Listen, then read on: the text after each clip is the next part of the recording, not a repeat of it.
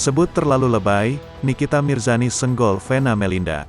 Kasus kekerasan dalam rumah tangga alias KDRT yang dialami Vena Melinda dari Ferry Irawan, turut membuat sejumlah pihak berkomentar, satu di antaranya Nikita Mirzani. Namun, bukan simpati yang disampaikan, Nikita Mirzani malah mengatakan, jika Vena Melinda terlalu lebay menghadapi kasus KDRT Ferry Irawan. Saat ditanya tentang kasus KDRT Ferry Irawan, Nikita Mirzani mengatakan Vena Melinda terlalu lebay. Walau banyak yang membela Vena Melinda, tetapi tak begitu dengan Nikita Mirzani.